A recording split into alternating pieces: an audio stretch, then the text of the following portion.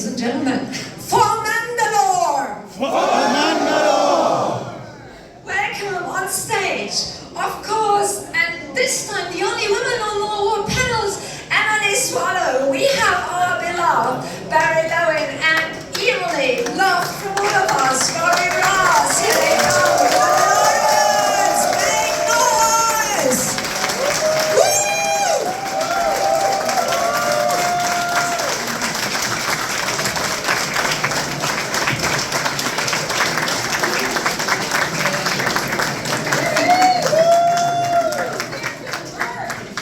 Woo! Yeah, it takes a while. And the Mandalore Roughnecks! Thank you. How are you guys?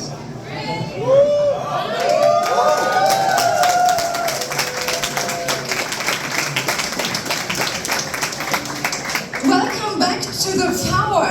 So you've been here, you were here like 4 years ago. Yes.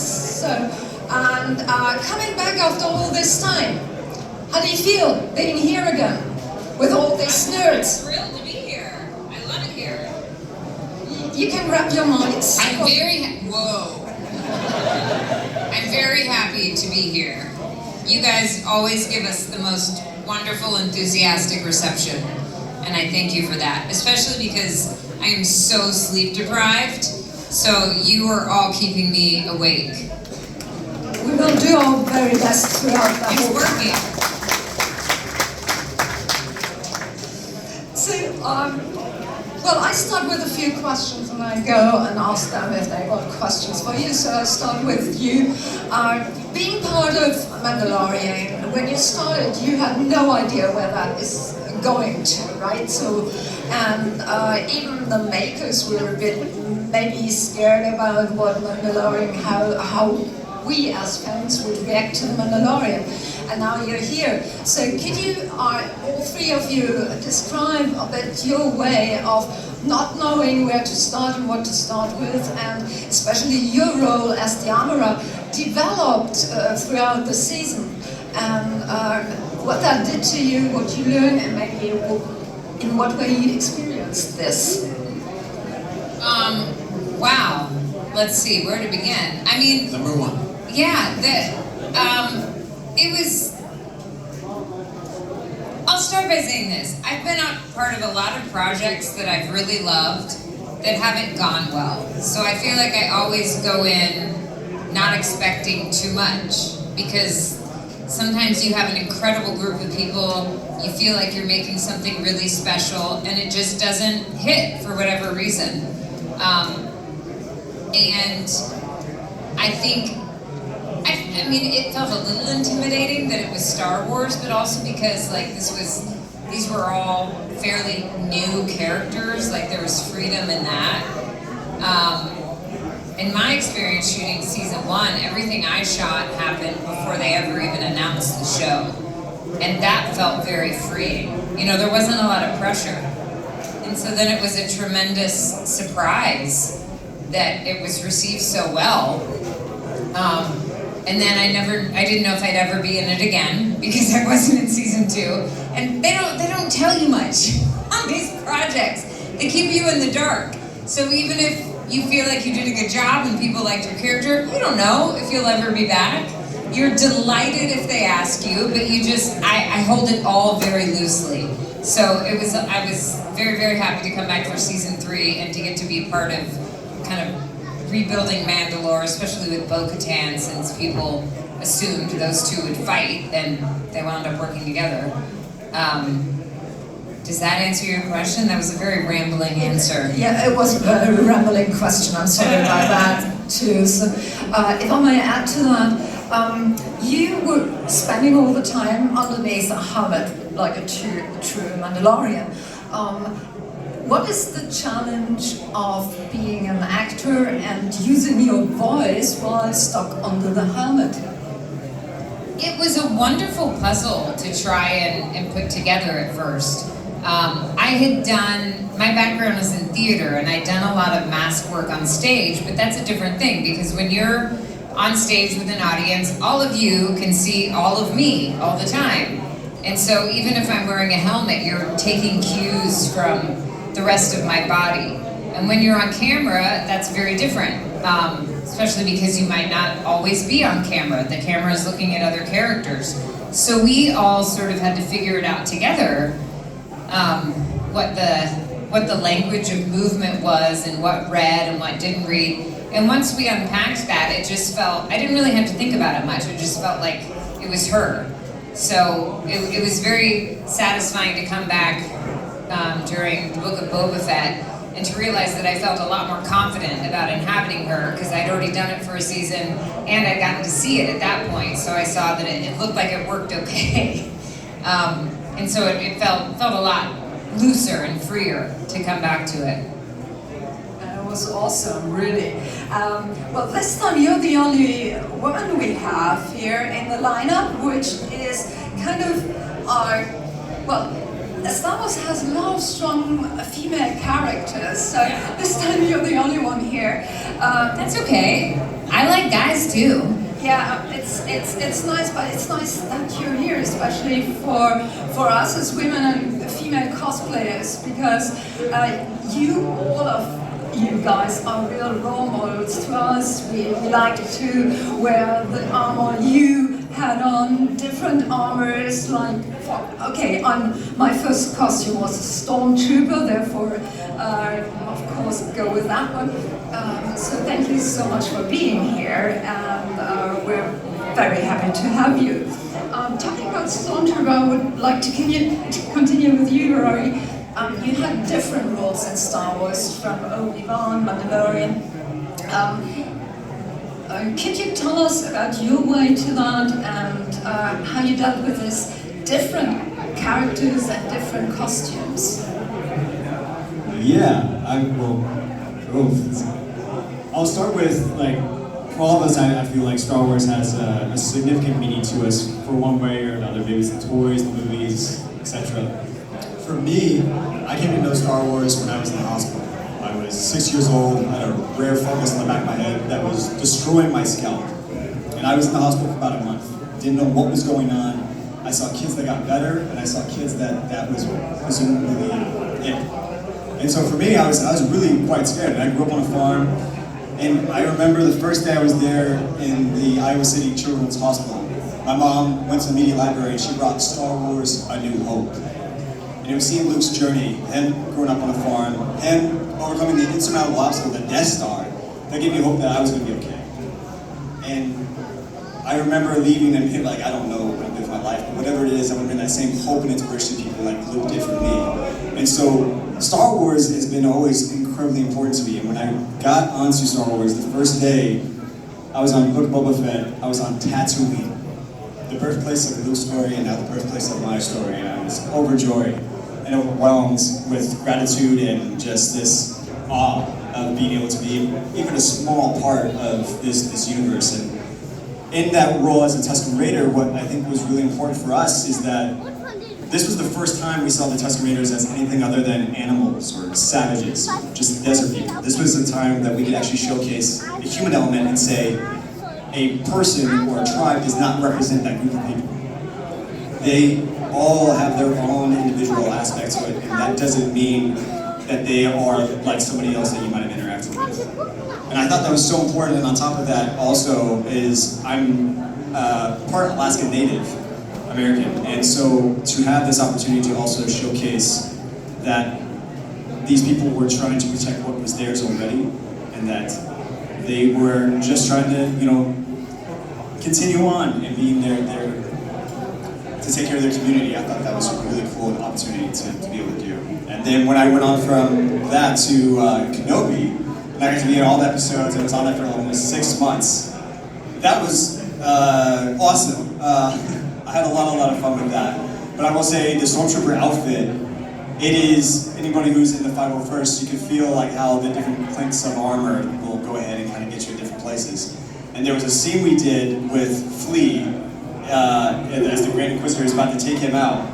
I'm holding Flea, and Flea decides to really go for it. So originally I'm holding on to him just kind of lightly, and he's like, ugh. And Deborah Chow, our director, says, hey, you need to hold on to him just a little bit more. I was like, okay, I'll do that. And I'm holding on to him, and then he just freaks out as the character. And he's getting taken out by the Grand Inquisitor, and he's on like this little dolly. And I remember at the end, my whole arm was black and blue from just all the places it like clenched. And I came home, and my wife was like, what happened to you? And I was like, a flea got me. So I kept my NDA on that one. And then I went from that and got to be the Mandalorian Corporate Commander. And with that, what I thought was so cool and awesome was John and Dave, when they were on set, they were like, these are your guys' characters. How you decide to view people, that is up to you. And as Emily said, when you're in the armor, it's really up to you to try to make sure that, like, if you swivel your head really fast, that's not going to look very military or stoic, so to speak. So you always have to be cognizant of that, but also make sure that you are still in that character the whole time, because you never know exactly where the camera is at. One, because you can't always see, and two is just like, there's a lot happening, and so you want to make sure that you're living in that, and it was just such a blast. Such a blast. And well, I could ask you about your way to become a Mandalorian, but first of all, since you're you are part of the Force family, and we're so glad to have you here. It's 6 years in a row, isn't it? It's 5, yeah. Well, there's a 6th year coming, so we're looking forward to it. As soon as I landed this morning, I just had to keep hearing about how much everyone loves Barry. I mean, I know he's great. I've actually known Barry. Barry and I did an improv class together in LA. Yeah, at least 12 years ago. Before we ever knew we would be on The Mandalorian together. Ich brauche mal ein bisschen mehr Sound bei Barry. What? Asking for more sound. Oh, hello. Can you guys hear me? Is everyone awake? If you've been to Power of the Force, no, my gosh. If you've been to Power of the Force before, like, scream. If you've never been here before, scream. Okay, it's about 50-50. Yeah, this is my 5th year to be here, and I am. No. But it's not going to answer your question, but I think one of the coolest things about all of this, like, we met 12 years ago, Rory and I didn't even get to work together. There's so many things in this world that can divide us and create division in so many different ways, especially now. And what's still so encouraging is to come to this. I got emotional last time too. I told you. But it's so welcoming, and so it's like you realize there are some really cool positive things like Star Wars, like The Mandalorian, that still unite people, of all of us from different countries, different viewpoints, and I think that's what makes it so special. Is it's a world where we can still be united, and I just think that's a beautiful thing. So when I come here the 5th year in a row, and I see today I've met people I've met for the last 5 years, and it's just very special. And when we film, we don't get to see an audience. I didn't know what I was getting into. When I've said this in other interviews, I was told I was going to be. I showed up to an audition that I didn't know what it was for. I had signed my life away. No one knew where I was. I really had no idea what I was doing, and it was Tamara Carlson Woodard from Legacy, and no one said anything to me. I was sitting in like a hallway. No one's like, and then finally someone says, "Oh, I guess we should get you dressed." I'm like, okay, and no clue what I'm putting on, and next thing I know, I'm like, they put me in this suit, and they leave the room, and I'm looking in these mirrors like, whoa, this guy looks really cool. And I'm like trying to figure out what it is, and it just all I could think of was Boba Fett, but again, we didn't know anything, and when Emily said they leave you in the dark, they leave you in the dark, almost literally with the lights out, just waiting to figure out what's happening. And yeah, so I just want to thank everyone for being part of this with us. It's a really beautiful, uniting thing. That's my speech.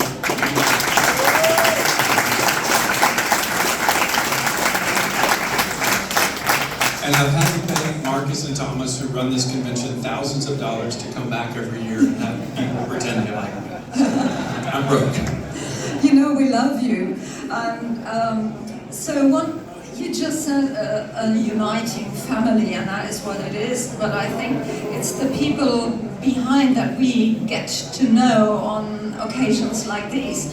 And I know from you that you love people, and you are invested in that. For you, I know that your love for animals really is so obvious and so inspiring to all of you. So if you don't follow him on Instagram, do that, because you will learn a lot about how to save us and our environment. So thank you for being the way you are.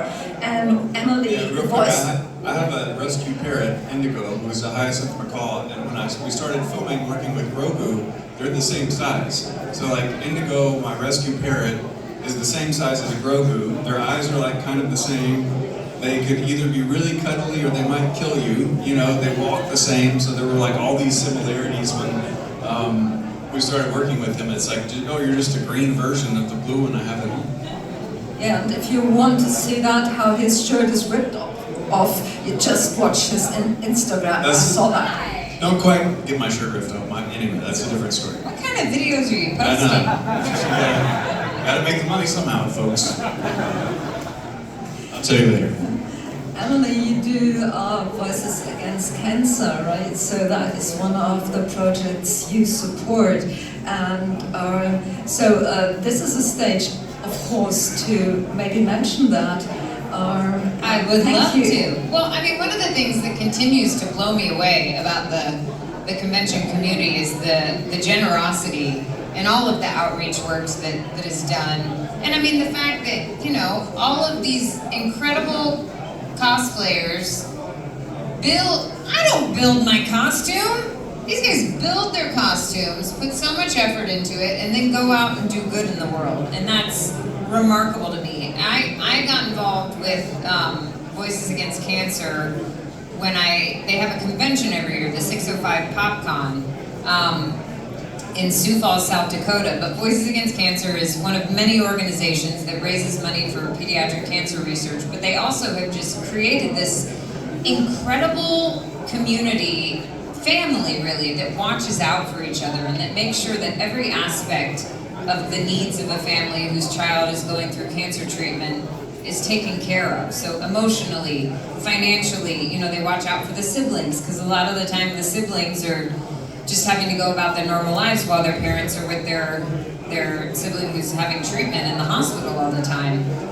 And I just fell in love with them. And so I have been a champion for their work, but I've also gotten to do some fundraisers for some other pediatric cancer foundations. I recently did a Dungeons and Dragons game over, I guess on Twitch, for the Pavlov Foundation. So it's wonderful to me that like we can do all these really fun and joyful things to bring awareness to the things in the world that are hurting, that do need attention, and that we can support them in a way that is community building and that is raising awareness, but also not getting bogged down in the sadness. It's all about, you know, celebrating the joy of what we have in this life, and I appreciate that so much.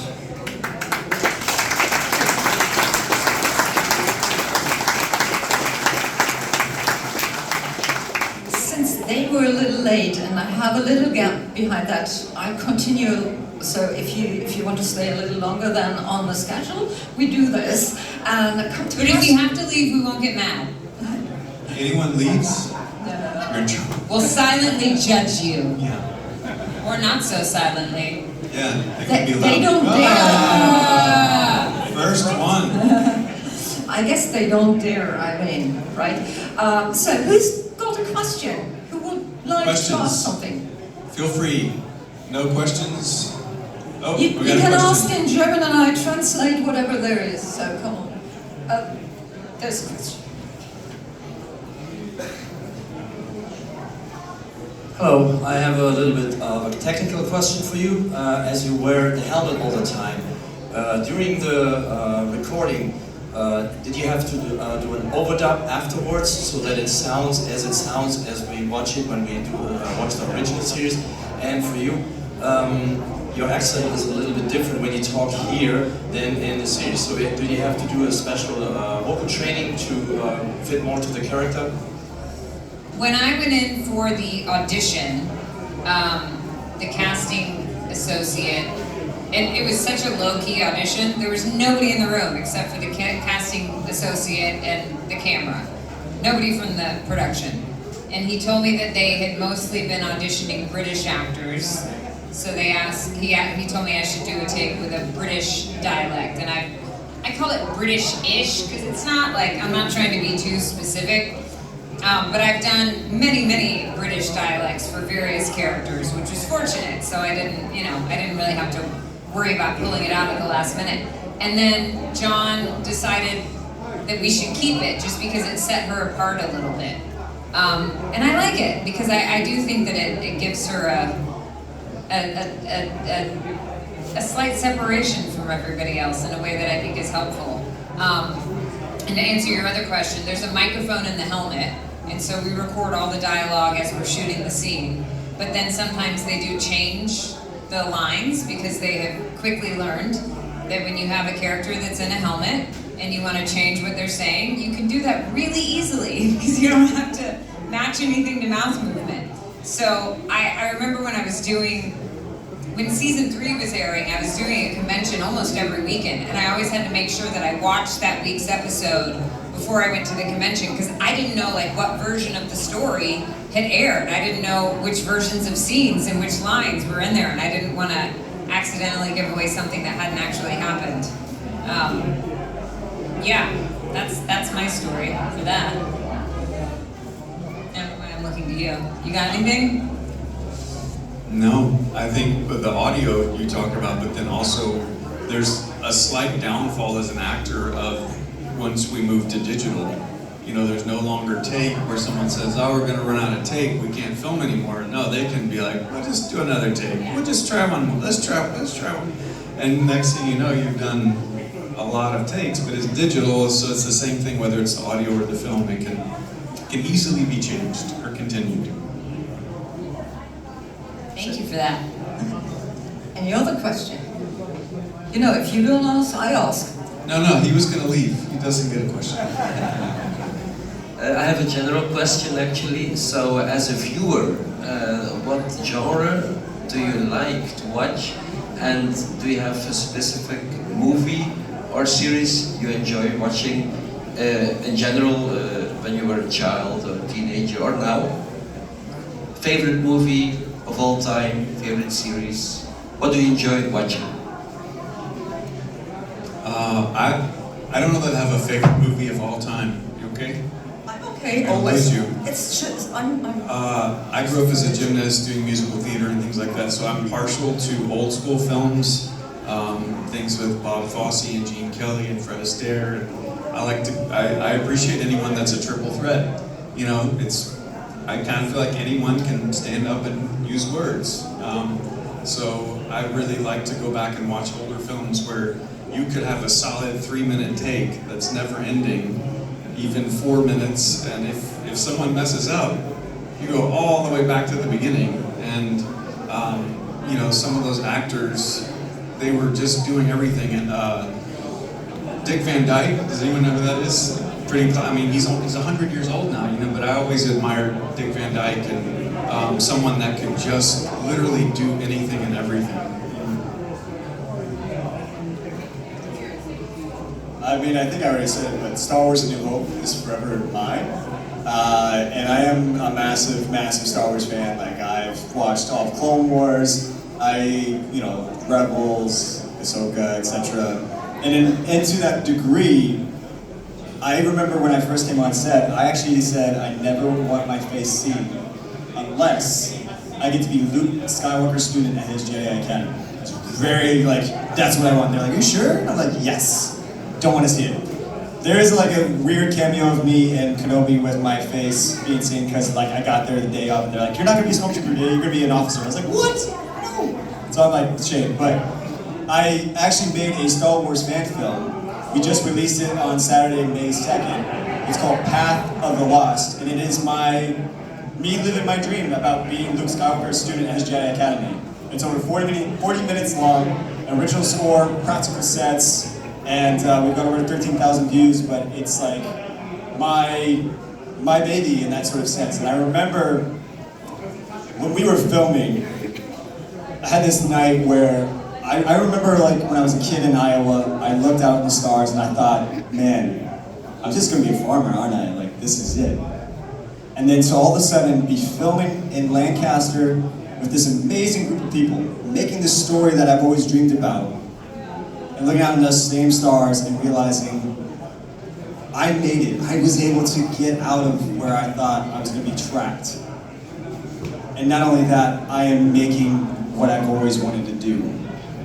That was amazing. And then we did a cast and crew screening of 180 people. And saying that story and seeing all these people who I did not pay to come, they were there, enjoying it, and they actually enjoyed the film. That was overwhelming to have that sort of moment of just being like, man, this is so cool. And so, yeah, Star Wars is forever important to me. And if you want to check it out, it's on YouTube. But and to what Emily said earlier, it's you, the fans, that make this all possible. It's you, the fans, who create these amazing outfits, the stories, the backstories I've heard on some of these things. It's amazing. You guys are the ones that make this happen. So thank you for being a fan of this amazing universe that we all love.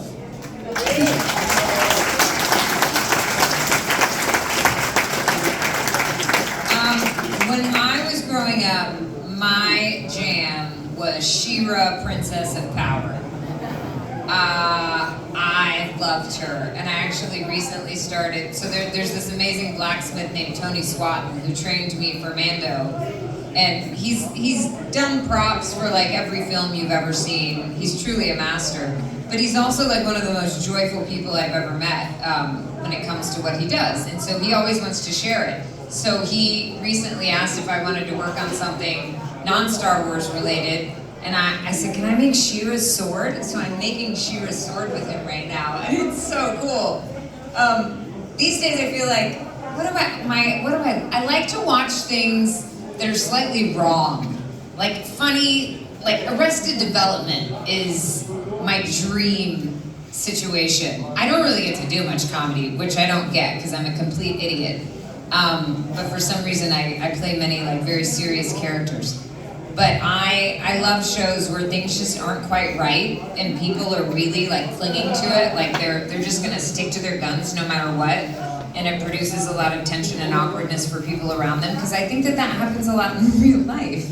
I think that we're all really weird, and we nice ourselves down a lot to try to fit in, but like when we're really ourselves, like I think that tension that exists between people is kind of beautiful. And it doesn't have to be a bad thing. It can just be a fun, odd thing. So I guess I'm drawn to shows like that these days.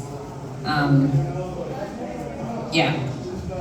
Thank you again, and we had a lot of inspiring ideas today, and again with you, thank you so much for being who you are, for being here. Thank all of you. And for all of you, if you come back tomorrow, we continue with this panel, and maybe you got some more questions to ask. And for you, thank you for being here today, and being back tomorrow, hopefully. And you will be escorted by this amount of people. So, ladies and gentlemen. And just also feel free to come to our tables, ask questions. Right. Well, if you do want to ask a question, even if you don't want an autograph or something, you come ask us questions. If you want to ask me anything about Barry, yeah, I'll answer it. I don't know as much about Rory, but I'll make it up. So. Okay, yeah. Tomorrow we spill the beans, so I'll be prepared. So, yeah, thank you. We have one more question. Look how this is your first time at Power of the Force, and you're being bold. You gave it back, no? Well, he will come to your booth. You will. Okay. Now I'm so curious. Yeah, tension is We gotta rising. know. Tension is rising. Oh. Yeah, tension. Yeah, This is one of those moments. She wants to know. So I learned to know you in the Mentalist. So can you tell us something about that show, your experience on the Mentalist? That was the weirdest thing to me, because Maybe this won't make sense, but I'll try to explain it. I had never been on a show that was a procedural style before, and to me it felt ridiculous that these characters, especially my character, who was very smart, and who I loved when she first came onto the show because she out-mentalisted the mentalist, and then all of a sudden she got kind of dumb. It felt like, because I was like, why is it that every single week I'm so certain that Patrick Jane is wrong, but he's always right? Like, don't these people pick up on it? And that's one of the challenges, I think, of doing a show like that, is your characters have to have a certain amount of amnesia for the game to work. And so then when the creator, Bruno, explained it to me, he said it was like a game. He's like, it's kind of like a vaudeville act. Like, you guys are doing a vaudeville act every week. Patrick Jane is the, like, Buster Keaton, and all the rest of you are dancing around him to make him look brilliant. And you all kind of know that you're going to look like idiots, but you're willing to look like idiots to make the game work. And that is one of the things that made it satisfying to watch. But that was something that was surprisingly challenging to me, because I like to assume the best of my characters and give them intelligence, and I was like, well, I don't get it. Like, why does she not pick up on this? But thinking of it, I think that some storytelling works that way. It's not completely linear, and when you can figure out like what the game is in it, it's a lot more satisfying to play.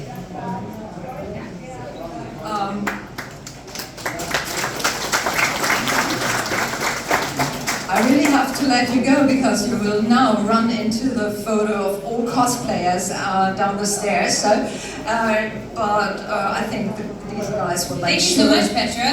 And well, I hope to see you again tomorrow to talk. But we prepared this, okay? Everyone now, we do it a bit differently. For Emily! For Emily! For Rory! For Rory! For Barry! For Barry! For Mandalore! For Mandalore! Thank you! Thank you guys very much. Okay, we have a little